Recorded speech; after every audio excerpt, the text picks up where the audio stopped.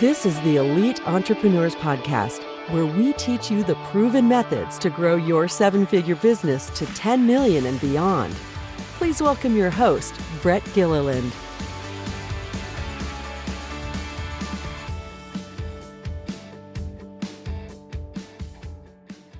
Welcome everyone to this week's episode of the Elite Entrepreneurs Podcast. Once in a while, I want to remind everyone who we're focused on and what we're doing here. So if you're in that 1 to 10 million space, that 1 to 10 million range in annual revenue, this podcast is for you, especially if you're trying to grow and you're bumping into some challenges. We believe that you are an elite entrepreneur if you make it to that $1 million mark, because only 3% of businesses that ever start make it there. So you're in rarefied air, and we're bringing amazing guests each episode, to talk about their journey as they've scaled through that 1 to 10 million space. Not all of them have made it to 10 million and beyond. Our guest today he's built quite a business, and I'm excited to introduce you to him. But whether you're growing from 1 to 3 million or 1 to 5 million or 10 million and beyond, or you just want to build a better business without going crazy, you're going to hear some great tidbits, some very practical experiences, some great insights from our guest here. So without further ado, let me introduce you to Brian Tenney. Brian is the owner and CEO of JourneyTEAM. JourneyTEAM is a technology and business consulting firm. They're a Microsoft shop, so they specialize in Microsoft products and services. Since retiring after one season as a snowboard instructor, which I'll love to ask you about, Brian, Brian's been working at JourneyTEAM since 2003. He's had all kinds of roles, every role you can imagine: marketing, sales, project management, technical consulting, and as COO. So now he is the COO. He's the CEO and the owner of JourneyTEAM. During that time that he's worked there, they've grown from 8 people to 150 team members. That's incredible. So some of you listening are thinking that's just a lot of headaches with all those people. But I hope by the time that you're done listening to this chat that I have with Brian, you'll come to understand that it doesn't have to be headaches with more team. In fact, it can be amazing. And that's why we have Brian here. So Brian, thank you for joining us today. Thank you, Brett. Excited to be here.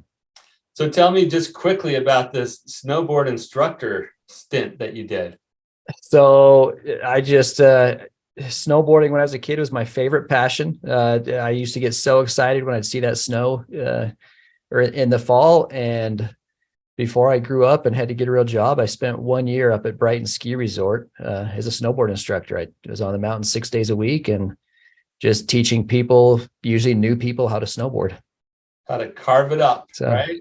Yeah, or make it down the mountain safely. Either way. Not get pulled down the mountain in a toboggan. There you go. Yeah. Okay. And for those who don't know where Brighton is, Brian lives and works near the beautiful Wasatch Front in Utah. What is it? The greatest snow on earth or something like that? Greatest snow on earth. Yep. Yeah. It's good. And especially this last year, we've had an incredible snow year. So it was good. Yeah. Okay. So that's a little bit about Brian personally.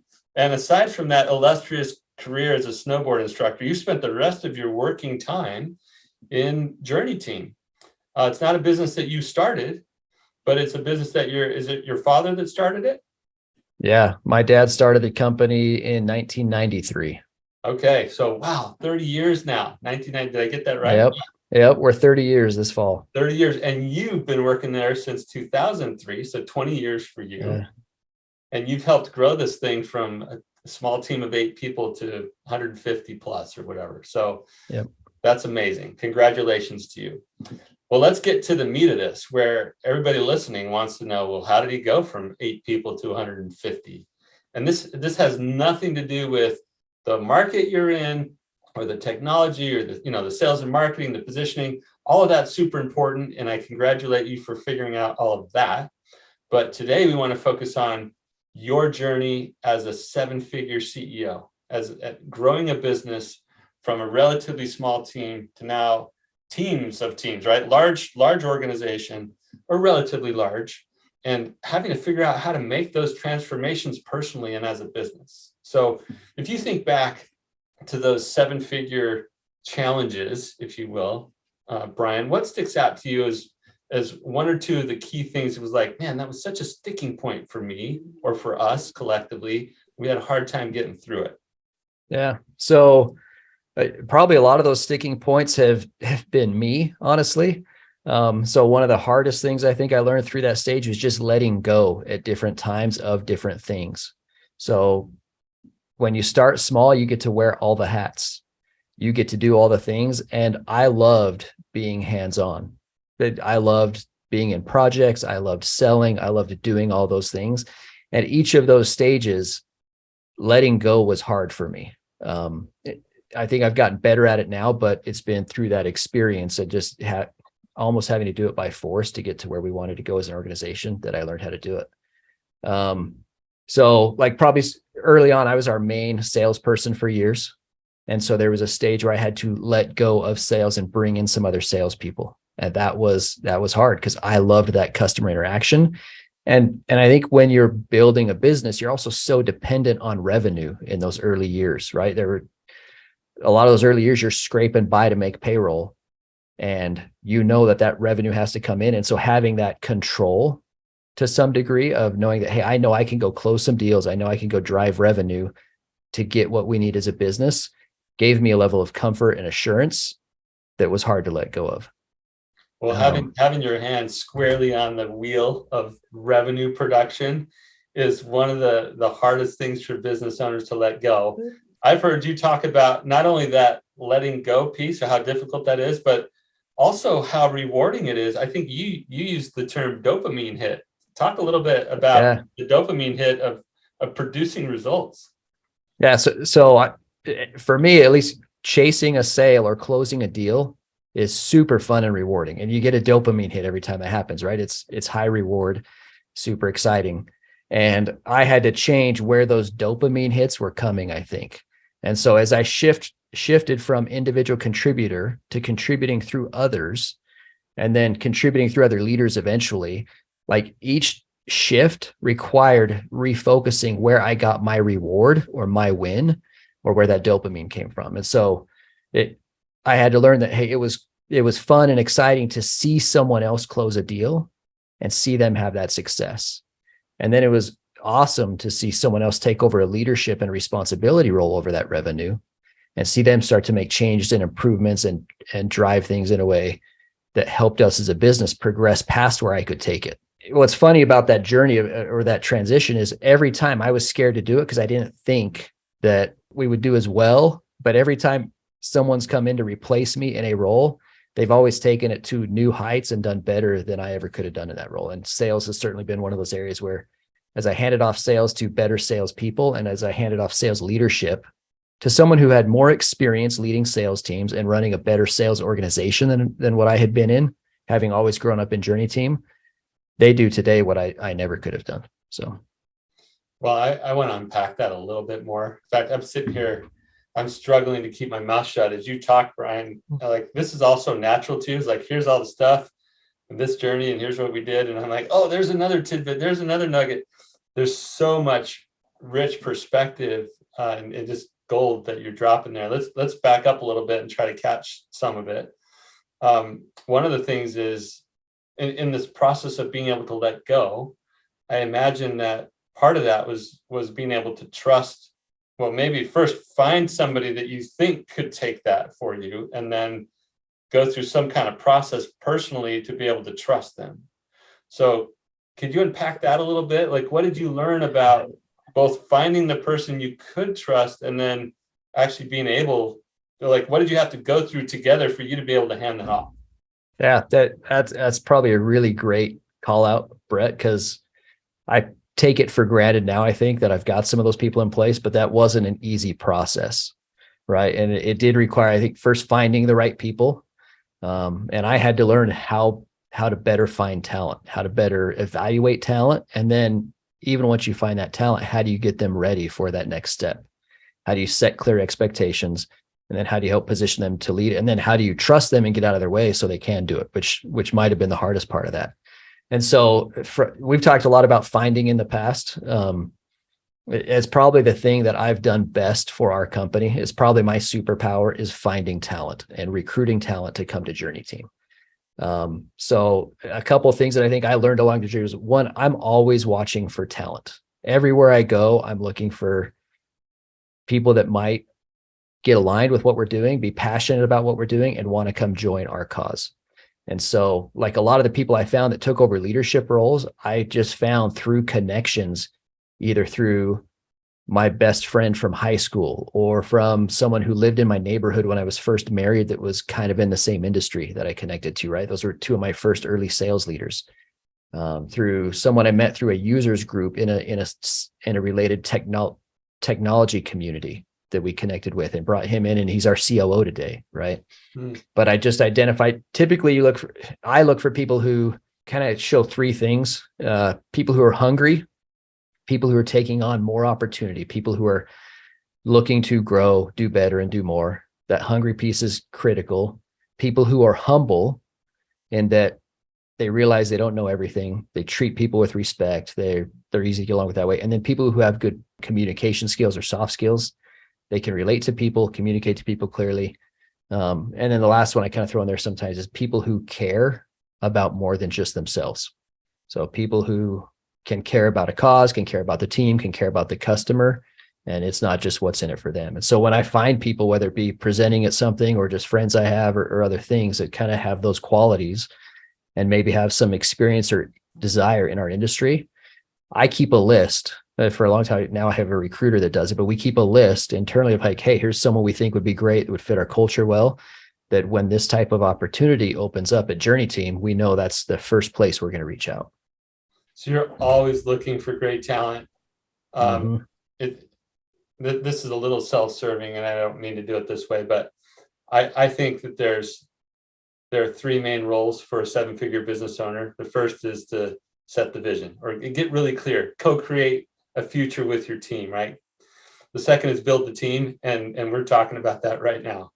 And I love that you've taken that on as like, no, I had to learn how to go find the talent. Like, yes, we can all hire a recruiter or we can put up a help wanted sign, but you took it beyond those things. You said, no, I got to get good at assessing. I got to get good at finding, assessing, attracting great talent, because that's the only way we build a great team to win. So I just love that you put so much effort into that. Well, thanks. It was through kind of pain and almost necessity, I think, that I had to do it, right? I think one thing, we're kind of in a people business. We do consulting. And so our people are critical. That is our product. And so that probably came naturally to me as a need early on, but it's been huge for our growth and success. Well, I love that. Okay, so you've learned how to find people, attract them. I imagine you do a pretty good job of keeping them. We don't have to get into that right now. But let's talk about that other part of letting go, actually being able to trust that they have it. So what communication or structure or process do you go through with somebody to be able to comfortably hand off or confidently hand off to them and say, you have it now? Yeah, I've done it right and I've done it wrong, and sometimes somewhere in the middle, right? So today at JourneyTEAM, we talk about what we call the responsible transfer of ownership. And there's kind of a process we talk about to give someone the responsibility and the ownership of something in a way that positions them for success long term. So I've done it wrong where I say, okay, I know I need to hand this off and I'm going to do it and I'm too busy. So I throw it over the fence to someone. I say, okay, go do it, sink or swim. And they don't always swim, right? And I believe that that's on me as a leader because I didn't position them for success, or I didn't responsibly transfer that ownership. And so those were some painful lessons I learned early on when I tried to delegate. And what would naturally happen is, oh, they failed. That's just more evidence to me that I can't let go and I need to keep it. And so I'd pull it back and I'd do it, right? Which really wasn't the case. It's just that I did it wrong. And so I think when I do it right, that responsible ownership is kind of a gradual process of, one, you got to make sure you have the right people, but then how do you give them opportunities and at bats that don't risk the whole thing? How do you give them some growth opportunities that stretch them, that push them, that maybe they fail at them, and that's okay as long as it's not a complete failure, right? They can fail at things. You can step back and do a retrospective and learn from it and say, okay, cool. What do we do different next time? How are we going to get better at this? Continue to give them more opportunities until they're clear on the outcomes. And I think that's the other clear piece. You've got to communicate outcomes and what they need to deliver, and not maybe necessarily how to do it all the time. You get into how to do it, I think, as a last resort. Communicate outcomes, let them own it, let them decide how to get there. Lots of times they've come up with better ways to do things than how I was doing it before, right? So, well, let's talk a little bit more about those outcomes. So I love the phrase responsible transfer of ownership. It's like, and I think you'll find this to be true as well, Brian, but I've met tons of business owners, tons of small business leaders who say things like, if only I were better at holding others accountable, or why can't they be more accountable? It's like, we want to throw this accountability word around. And I found that if we do this responsible transfer of ownership thing, the accountability comes with that, right? Clear ownership is what yields good accountability. But we often fail as leaders to do that responsible transfer of ownership. I'd like to get as practical as we can here on the outcomes piece, because the concept's awesome. I'm going to give clear ownership to somebody. But what does it look like? Are they, when you talk about outcomes, are these measurable KPIs that then they own and you can both see the scoreboard together? Because it's not how, you just said, I'll leave how up to them, but like. Yeah. So back to, I've done it a bunch of different ways. When we do it really well, I think we have very clear KPIs or measures that we can watch.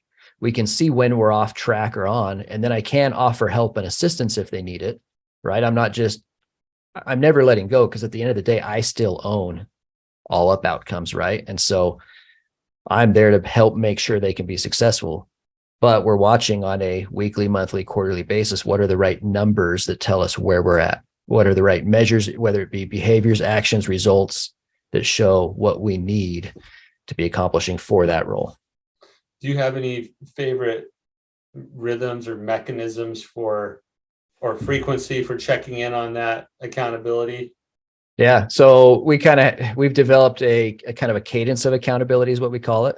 Okay. So each of our teams meets once a week in a rapid fire meeting where we review KPIs and we make commitments on what needs to happen during that week to help on KPIs. So as a leader, I can see where my team's at on their KPIs in one quick meeting, and other team members or myself can offer to help if we need to, or we make commitments for what needs to change. So that's one of those cadences. We have a one-on-one. We do a one-on-one every 2 weeks. It's a 30-minute just one-on-one where we kind of where they're at, how they're doing, things that I've committed to do to help them, or things that they're working on, and just help strategize on what they need to do. And then we do a larger kind of quarterly plan with those individuals as well to talk about, okay, where are their development and growth areas that they need to work on? What are the outcomes that they want to change over the next quarter? And what's our plan to get there?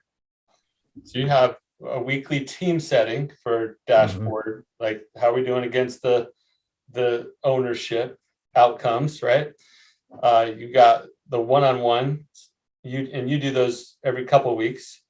Yep. And then a quarterly review or planning or development plan type of thing that you do as well. Those are great. And whatever the rhythm, I've found that the best leaders and the best businesses have their rhythm for making sure that everybody's on the same page, that we're giving people the individual attention that they need from a development standpoint and a check-in on their ownership standpoint. And so it sounds like that's what you're doing. So that's awesome. And I guess I left out a couple of those rhythms. I guess we do an annual strategy planning. We set a strategic initiative for the year, and then we have quarterly leadership check-ins on those as well, where we review KPIs and progress on the strategic initiatives. And then we have a quick monthly check-in on that stuff as well as a leadership team, in addition to that rapid fire. So yeah, and that makes total sense. And I know why you sort of separated those, because we started off talking about that transfer of ownership, to individuals. Yep. And then there's like the strategic progress side of the business that you brought in so beautifully with the annual and quarterly and monthly check-ins. Yep. So yeah, very good. All right. Even right there, if we were to I could talk to you for hours, Brian. Right now, I'm geeking out, and it's probably like you guys talking with somebody about their technology needs. This is my technical geek out time. Well, this is my area today too, right? Nowadays, I'm totally hands off on the tech stuff. I'm probably the dumbest person in the company when it comes to technology, right? I had a hard time getting my camera working when we started this podcast. So I love this business stuff. Yeah, that's good. You've come, I mean, I don't know where you were when you started, but I can tell you have a level of mastery around this stuff. It's just fun to talk about. So if you think back on that scaling journey, I think I'm going to call out one more thing just in the time that we have left. So in that 1 to 10 million, you might not remember the exact point in time, but I'm just going to offer it up probably somewhere in the 3 to 5 million range. You really had to put together a leadership team. Before that, you could hold all the parts together kind of yourself and oversee everything. But usually around 3 million, for sure, by the time you get to 10, you got to have a fully built out functional leadership team. And we've already talked a little bit about finding the right talent. What I'd like to spend a little bit of time on now is how do you bring, you're starting to bring in higher dollar, higher horsepower kind of executive leadership into what was a smaller business. And that's a new dynamic, right? We've got new senior people. And now not only is that new for us in general, but got to bring them together, have them work together well as one team. Can you talk to us at all about what you learned around building that executive team? Yeah. So probably a couple key lessons there stand out. The first is the importance of having a vision and a purpose clarified to rally around. I remember early on when we were small, when we were in that probably 15, 20 people and we were, just scraping by more so. I remember David told me one time, he's like, eventually it has to be about more than the money. And I remember thinking like, I can't think about anything other than money right now. Like I got to make payroll on Friday, right? Like it's very much about the money. But as we grew, had to become less about the money for a lot of reasons. And I think a lot of it is people don't get driven and excited as much about the money. They get motivated and driven by the purpose. Mm-hmm. And the purpose is what unifies the organization. It's hard to keep an organization unified around money, right? And personally, you get a lot more fulfillment, or I've gotten a lot of more fulfillment as I focused more on that purpose and that why we exist and the good that we're doing for other people. And so that's one thing. I think that vision was critical to aligning a leadership team. I'll just mention briefly, you threw David's name out there because he's familiar to both of us. So David is my brother, and actually David and Brian have known each other for years and have done some work together. And now David works with me. So for those of you going, who's this David guy? That's who that was. Yeah. You remember the other thing? I remember the other thing. Yep. You right. just said, good job, Brett. You had to give me a minute. I bought you some time. I take a minute sometimes. The other thing I think was understanding the importance of investing in talent. When you start to build out that leadership team, you need some high performing players who to some degree are only going to take offers or be motivated if there's enough compensation there. And so early on for us, that was painful and hard as we didn't have the revenue to always support it. And so I think learning to view that as an investment in the business and being willing to pay someone at the time quite a bit more than I was making or quite a bit more than I was pulling out of the business. I was going to reach for that. I was going to ask, Brian, did you pay somebody more than you? And I didn't want to put you in that uncomfortable spot, but it requires that. Yeah, many times it required that, right? And I think I had to look at it as like, hey, this is an investment in the business. The same ways if I was going to make an investment in a stock market or some other deal, I'm going to invest in my own company. I'm going to pay this person to bring them in to help us get to where we want to go. And so, probably 5 or 6 times at least, I brought in leaders into the company that I paid way more than I was making at the time.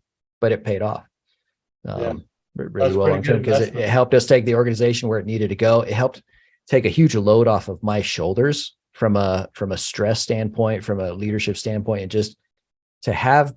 This is part of bringing in those people so you can hand things off. You've got to have a level of person that you can trust, that you can transfer that ownership to, that can run with it, right? And you got to comp them well. Yeah, very well said. To wrap this up, you just said something about the weight that came off of you when you hired those really good leaders, how much they were able to take that just translated directly to less weight on your shoulders. And I think a lot of people listening to 150 people and growing feels like a ton of weight, especially when 8 or 10 or 12 is just crushing them right now, right? 8 or 10 or 12 people, it's like, I can't carry all this. And now you're doing that with 150 people. And I mean, logically, we can kind of get, oh, well, you have all these leaders and they can carry the weight. But could you try to put some words to what it's like to actually unlock the power of building a great leadership team and how what that means to you personally in terms of the weight that you're carrying? Yeah. I don't know that I feel maybe necessarily less weight today. The weight changes, but things are easier today than they were in that 3 to 10 million, or even that, especially that 1 to 3 million range, right? I just don't have to do some of the things I had to do in those early stages anymore because I have a team to support me. I don't work as many hours anymore. I don't have the same stresses. When there are problems that come up, I feel like I've got people who can tackle those problems with me. Or today, it's nice, I can just handle a lot of those problems off. I've got good enough people. I've got an amazing team today. And it is incredible the way they have just learned to clear roadblocks, take things on, solve problems in a way that it's way better than what it used to be. I get hit up with offers all the time to sell the right. And I'm sure everybody does. Most of your listeners are getting hit up today with people who want to buy their company.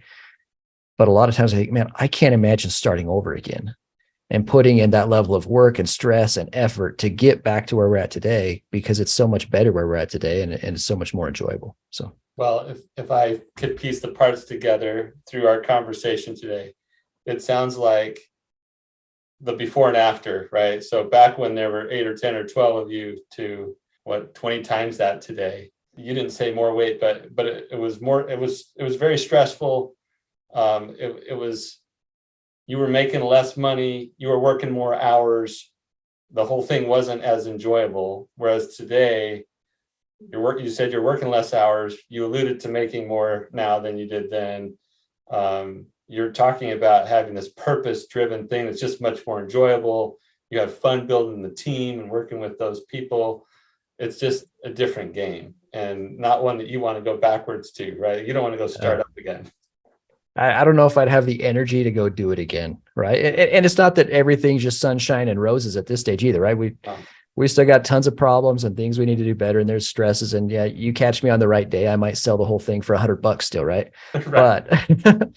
But it is putting the investment in the business and putting the investment in the people and learning to let go of things has certainly paid off from a fulfillment, satisfaction, and quality of life standpoint. Well, Brian, this has been magnificent. Thank you for spending your time with us. For people who want to learn more about JourneyTEAM or connect with you online, social media, wherever, what's the best way for them to do that? JourneyTEAM.com is our website. You get to stuff there. I'm on LinkedIn. I'm not super active on social media, but you can email me, brian.tenney@JourneyTEAM.com. Well, always happy to talk. All right. Very good. Thanks again, Brian. It was magnificent. Yep. Thank you, Brett. Okay. So everybody out there, please keep listening, share, like, do all those things so that we can help as many 7-figure business owners as possible. Learn from all these amazing guests that we have and every episode. Just like Brian, they're sharing their real experience, very practical, great insights. And all of them would say, if I can do it, so can you. So keep at it. You can do it. We want to help you as much as we can. Thanks for listening. We'll see you next time.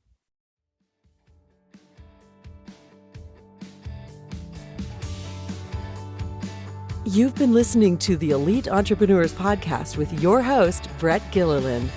Be sure to leave a rating and review wherever you listen to your podcasts. You may also want to visit our website, eliteentrepreneurspodcast.com, to find additional resources to grow your business from 7 figures to 10 million and beyond.